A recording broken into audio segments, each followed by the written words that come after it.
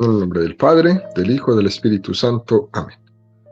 Ven, Espíritu Santo, y llena los corazones de tus fieles, y enciende en ellos el fuego de tu amor. Envía tu Espíritu Creador, y se renovará la faz de la tierra.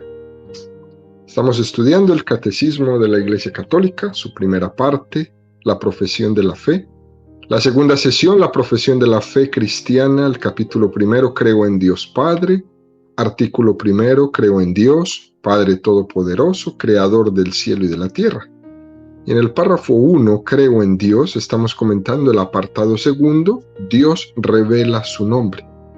El catecismo dedicará 2 números, el 212 y 213, al tema Solo Dios es. Este título, Solo Dios es, nos recuerda, queridos amigos, esa famosa expresión que hemos mencionado en otros programas de Santa Teresa de Jesús, ¿no? Solo Dios basta, ¿no? Aunque no está dicho en el sentido mismo, lo que Santa Teresa de Jesús quería afirmar se apoya en esta afirmación de nuestra fe, ¿no? Solo Dios es. Número 212 del Catecismo dice: en el transcurso de los siglos, la fe de Israel pudo desarrollar y profundizar las riquezas contenidas en la revelación del nombre divino. Dios es único. Fuera de él no hay dioses. Dios trasciende el mundo y la historia. Él es quien ha hecho el cielo y la tierra. Ellos perecen, mas tú quedas. Todos ellos, como la ropa, se desgastan, pero tú siempre el mismo. No tienen fin sus años. En él no hay cambios ni sombras de rotaciones. Él es el que es, desde siempre y para siempre. Por eso permanece siempre fiel a sí mismo y a sus promesas. Veamos pues qué número tan hermoso este que nos presenta el Catecismo, el número 212, ¿no? Vemos aquí como para demostrar que Israel fue progresivamente, ¿no?, cayendo en cuenta de la revelación, pues fue desarrollando y profundizando en ella, ¿no? Esta revelación que había recibido de Dios, lo que de esto se iba a desprender en este estudio y en esta profundización, pues, ¿qué es lo que vamos entendiendo cada vez más sobre el nombre de Dios? Del hecho de que Dios se llame Yahvé, es decir, yo soy el que soy, se desprenden muchas cosas, ¿no? Lo que ocurre es que uno necesita tiempo, ¿no?, y también la gracia y la luz de Dios para ir sacando las consecuencias que se derivan del nombre de Dios. Acordémonos cómo Jesús nos dice que el reino de los cielos se parece a una semilla que luego crece y se hace un gran árbol, ¿no? Podríamos decir que lo mismo de la revelación. Dios revela su nombre, que al principio parece una pequeña cosa, ¿no? Yo soy el que soy. Pero ese nombre, esa semilla va creciendo. Y luego de todas las consecuencias que van saliendo de este nombre, es como el árbol enorme que después va a cobijar a todas las aves. Esta ha sido la experiencia de Israel, que ha ido desarrollando y profundizando lo que significa eso. Yo soy el que soy. Es decir, no hay otros dioses.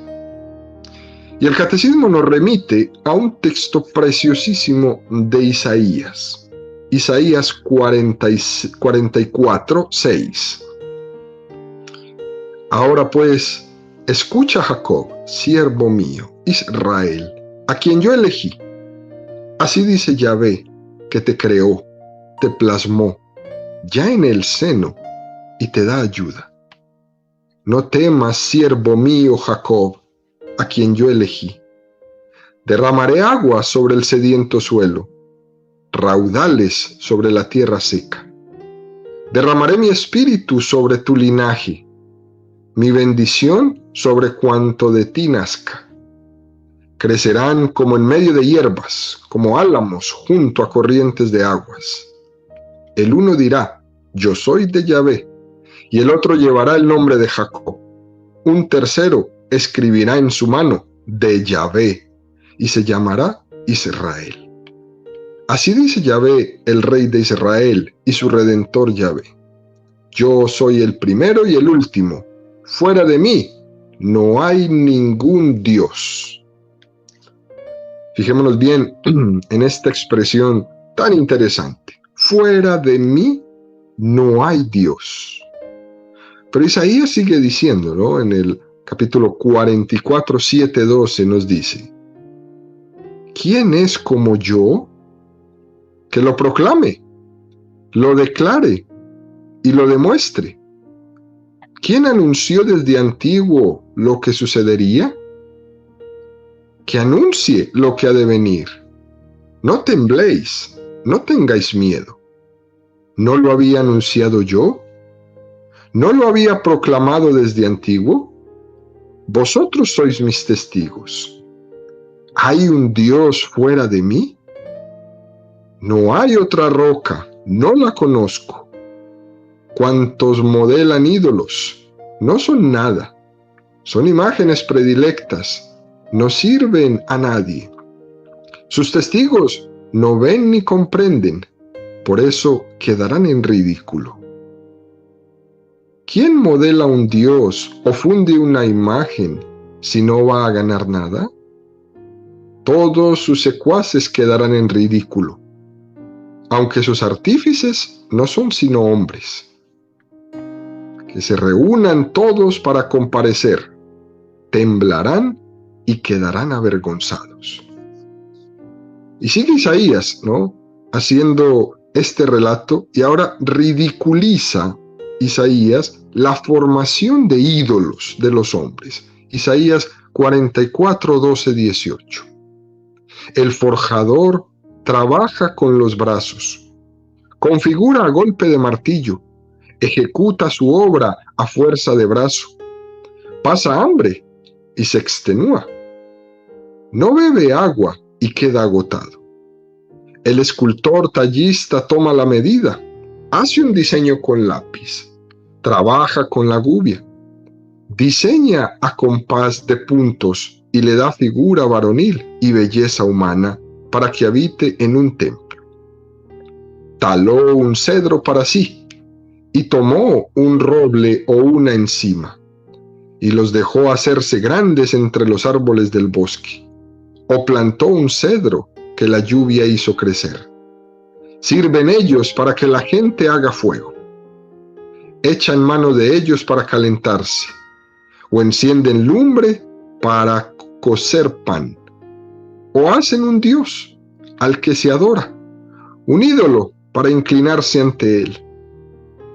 Quema uno la mitad y sobre las brasas asa carne y come el asado hasta hartarse. También se calienta y dice: me caliento mientras contemplo el resplandor. Y con el resto hace un dios, su ídolo, ante el que se inclina, le adora y le suplica diciendo: sálvame, porque tú eres mi Dios. No saben ni entienden. Sus ojos están pegados y no ven. Su corazón no comprende. Fijémonos pues cómo Isaías hace una ridiculización, ¿no? Es para una reafirmación, eso del que dijo en el versículo 6. Fuera de mí no hay Dios, ninguno. Pero mucho cuidado, queridos amigos, ¿no?, porque también nos está hablando a nosotros, que también estamos postrándonos y esclavizándonos ante muchas cosas. Incluso a veces, ¿no?, cuando nosotros llegamos a tener adicciones, esas adicciones se convierten en dioses también. La tecnología, la televisión, el internet, pero también pues el alcohol, la droga, el sexo, ¿no? Estamos atando nuestro corazón a muchas cosas que son banales y que las vamos convirtiendo en dioses. ¿Cómo es posible que el hombre, hecho a imagen y semejanza de Dios, se esté postrando se esté atando, esté entregando su libertad a una pantalla o a un televisor o a una botella de alcohol? ¿Cómo es posible que estamos hechos a imagen y semejanza de Dios y quedemos postrados ante estas simples cosas? Todo esto que hemos leído del profeta Isaías existe hoy, queridos amigos, ¿no? Y solo podrán sanarse en la medida en que proclamemos que solo Dios es Dios. Él es el principio y el fin. Él es el primero y el último. Él es el alfa y la omega. Solo a Él le podemos entregar el corazón, porque fuera de Él no hay nada, nada. Todo lo que afecta al hombre solo puede ser sanado. Solo puede ser sanado en el reconocimiento interior y en la proclamación, queridos amigos, de que solo Dios es. De lo contrario, seguiremos esclavizados a cualquier cosa, aunque sea a un palo que hagamos de él un Dios, ahí estaremos esclavizados. Por eso, esta catequesis de hoy, en este número 212 del Catecismo, inicia con la afirmación: solo Dios es. Y es importantísima para que después la espiritualidad, como Santa Teresa de Jesús, saque esa conclusión: solo Dios basta, porque solo Dios es. De lo contrario, estamos buscando y mendigando por todas partes compensaciones materiales, enloquecidos buscando cosas que nos llenan, las cuales no llenan nada, las cuales nos dejan más vacío. Cuando nosotros en la Eucaristía decimos: nos diste el pan del cielo, que contiene en sí todo deleite, cuando decimos eso, que quien tiene la Eucaristía lo tiene todo, es real. Porque teniendo la Eucaristía en tu vida, no tienes que estar mendigando pan en ninguna parte. No tienes que estar mendigando el materialismo. No tienes que estar caminando de aquí para allá intentando ser feliz. Porque ya tienes en tu mano la posibilidad de ser feliz. Nos diste pan del cielo que contiene en sí todo deleite. Ya los bienes materiales los tendremos en nuestra vida en tanto y cuanto me ayuden a cumplir mi fin último. Y solamente los voy a utilizar para eso, en tanto y cuanto me ayuden, sin esclavizarme de ellos. Solo Dios es. Y lo demás son sombras. Lo demás son sombras. Continúa este número del Catecismo diciendo, ¿no? Él es quien ha hecho el cielo y la tierra. Ellos perecen, mas tú quedas. Todos ellos, como la ropa, se desgastan, pero tú siempre el mismo. No tienen fin tus años. En él no hay cambios ni sombras de rotaciones. Él es el que es desde siempre y para siempre, y por eso permanece siempre fiel a sí mismo y a sus promesas. Imágenes preciosas, queridos amigos, que nos pone el Catecismo hoy, sacadas del Salmo 102, cuando dice en el Salmo que todo se desgasta como la ropa. Todos somos conscientes de eso, ¿no? La ropa se desgasta, se rompe, de tanto lavarse se va haciendo cada vez más débil las texturas. La ropa se desgasta y sin embargo Dios permanece. Dios es el mismo, es eternamente nuevo, no está pasado de moda. La ropa pasa de moda. ¿Recuerdan ustedes cuando uno ve esas fotos, ¿no?, de por allá de los años 60, ¿no? Inmediatamente decimos, ¿no?, mira qué raro se vestían estos, con esos pantalones, ¿no?, de caderas pegadas y unas botas anchas abajo, ¿no? Y uno se ríe un poco en burla, ¿no? Mira cómo se vestían, ¿no? Sin embargo, en Dios no hay cambios, ni sombras de rotaciones. Así como lo dice Santiago capítulo 1, versículo 17. Toda dádiva buena y todo don perfecto viene de lo alto, desciende del Padre de las luces, en quien no hay cambio ni sombra de rotación. Porque Dios no es apariencia. Nosotros, en la medida en que no estamos fundados en Él, entonces nos vamos fundando en las apariencias. Y entonces ponemos toda nuestra atención en lo que es simplemente accidental. Y nos olvidamos de lo que es lo importante, de lo que es lo esencial.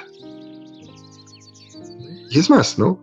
Suele ser muy normal, ¿no? Que en el mundo tan cambiante como en el que nosotros vivimos, a nosotros nos impresiona mucho el cambio de las cosas.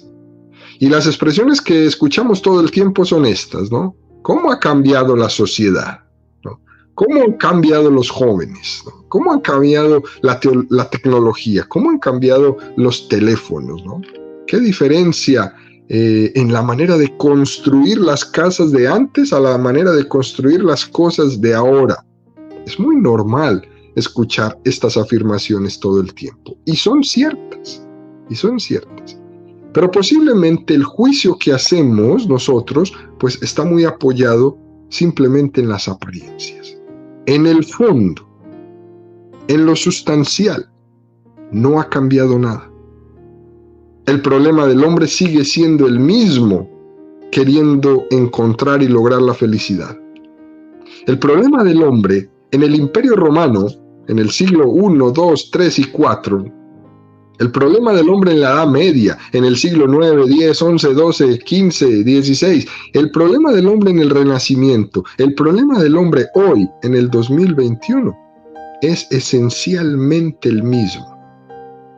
Que Dios le ha creado para la eternidad y que en esta vida no va a ser capaz de encontrar la plenitud que necesita.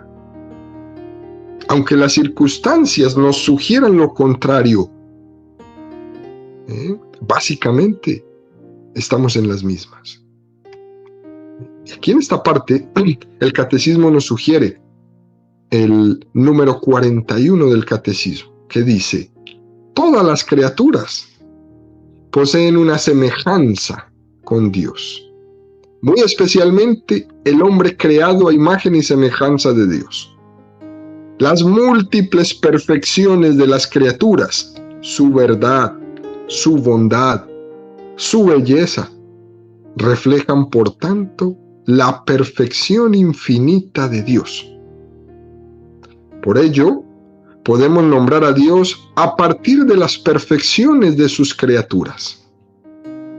Pues de la grandeza y hermosura de las criaturas se llega por analogía a contemplar a su autor. Este número ya lo hemos estudiado cuando estábamos por ahí iniciando el estudio del catecismo, pero es un número precioso. Recordamos: pues la grandeza y hermosura de las criaturas, por ellas se llega a contemplar a su autor.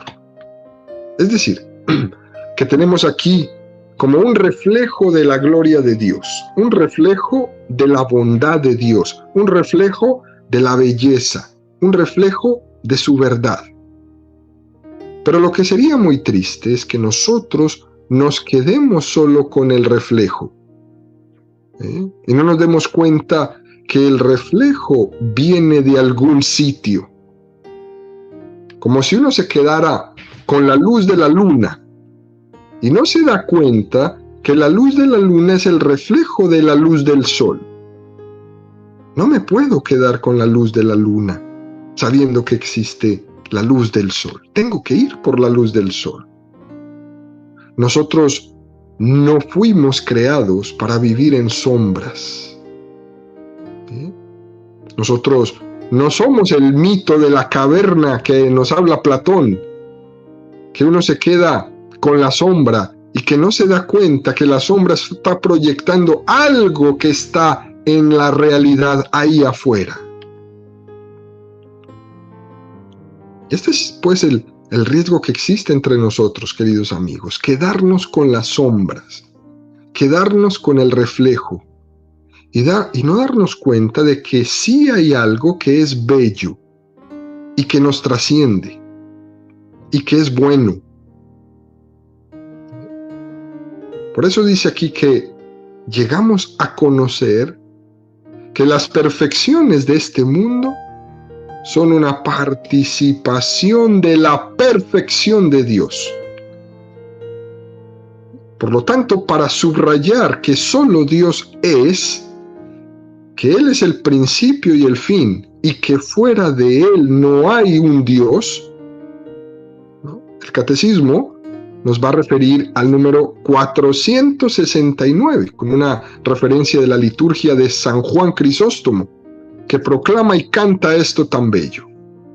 Oh Hijo unigénito y Verbo de Dios, tú que eres inmortal, te dignaste para salvarnos tomar carne de la Santa Madre de Dios y siempre Virgen María. Tú, Cristo, Dios, sin sufrir cambio, te hiciste hombre, y en la cruz con tu muerte venciste la muerte. Tú, uno de la Santísima Trinidad, glorificado con el Padre y el Espíritu Santo, sálvanos. ¿Por qué está citado este texto de San Juan Crisóstomo aquí? Porque sucede, pues, que pase lo que pase, en la humanidad de Jesucristo, haya pasado lo que haya pasado para salvarnos, Dios nunca dejó de ser Dios. Hacerse hombre, tomar condición humana, la cruz, el sufrimiento que tiene con nosotros. Al mismo tiempo que eso sucede, Él no dejó de ser Dios. Él no sufrió ninguna mutación. Dios es Dios y nunca deja de serlo. ¿Por qué? Porque solo Dios es. Eso es un verdadero misterio, queridos amigos, ¿no? Solo Dios es. Otro texto que nos refiere el catecismo en esta parte, lo vamos a encontrar en el número 2086, y dice, ¿no? El primero de los preceptos abarca la fe, la esperanza y la caridad. En efecto, quien dice Dios, dice un ser constante, inmutable, siempre el mismo, fiel, perfectamente justo. De ahí se sigue que nosotros debemos necesariamente aceptar sus palabras y tener en Él una fe y una confianza completas. Él es todopoderoso, clemente, infinitamente inclinado a hacer el bien. ¿Quién podría no poner en Él todas sus esperanzas? ¿Y quién podrá no amarlo, contemplando todos los tesoros de bondad y ternura que ha derramado en nosotros? De ahí esa fórmula que Dios emplea en la Sagrada Escritura, tanto al comienzo como al final de sus preceptos. Yo soy el Señor. Yo soy. Solo Dios es. Escucha, Israel. Amarás al Señor tu Dios con todo el corazón, con toda tu mente y con toda tu alma. Si Dios es el único infinito, si solo en Él hay plenitud, ¿a quién otro voy a irle a entregar mi corazón? Sería ridículo, queridos amigos, entregarle mi corazón a otra cosa que no sea quien es mi plenitud. Sería ridículo entregar el corazón a las sombras y no a la figura real. La infinitud de Dios de la cual tenemos que enamorarnos, porque nosotros siempre estamos deseando un ser en plenitud. que Dios sea la plenitud de mi vida, es algo que nos tiene que enamorar. Es algo que nos tiene que dar incluso miedo, ¿no? Porque a nosotros nos da miedo lo grande. Y precisamente para que a nosotros no nos dé miedo lo grande, no nos dé miedo esta infinitud de Dios, Él ha querido revelársenos en imágenes que compaginan su grandeza, su inmensidad con su ternura. ¿Cómo compaginar estas dos cosas? Dios que es omnipotente, omnipresente, todopoderoso, infinito, y todas estas palabras grandotas que usamos para hablar de Dios, eso que nos abruma porque es un ser tan grande, ¿cómo compaginar esa inmensidad con su ternura? Y para esto encontramos el ejemplo más precioso y la imagen más hermosa que uno siempre tiende a quebrantarse ante ella, la imagen del niño Dios en Belén. Esa imagencita del niño Dios en esa cueva de Belén, el día de la Navidad, a la cual nosotros nos acercamos a besar en adoración. Esa es la imagen que junta la inmensidad de Dios con su ternura, es el niño Jesús. Por lo tanto, no nos tiene que dar miedo la grandeza de Dios cuando tenemos al niño Jesús en nuestros brazos. Pero sin embargo, otras grandezas sí nos tendrían que dar miedo. ¿Sabe cuáles? Las grandezas que nos dejan las sombras. Esas sí nos tiene que dar miedo.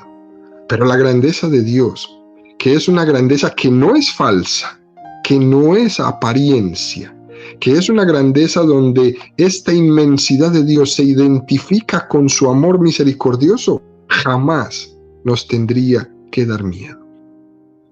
Por lo tanto, queridos amigos, ¿no? Que no nos dé miedo la grandeza de Dios. Y si en algún momento de tu vida te sientes medio aplastado, ¿no?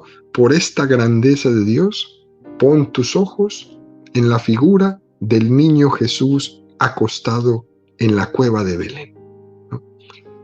Pedagógicamente, Dios nos lo revela en esa imagen de la encarnación, en ese niño Dios.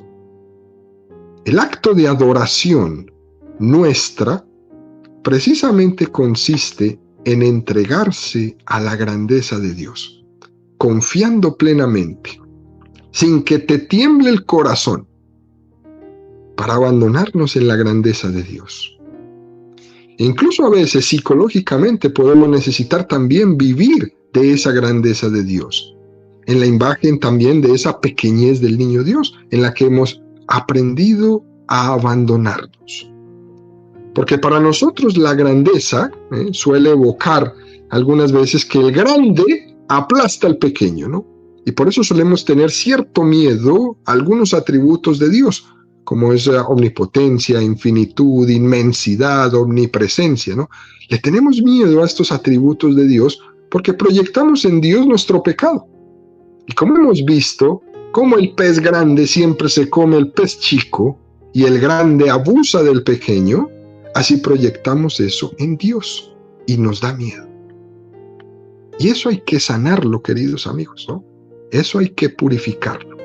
Y por eso Dios en su pedagogía nos ha presentado que no tenemos que tenerle miedo a su grandeza.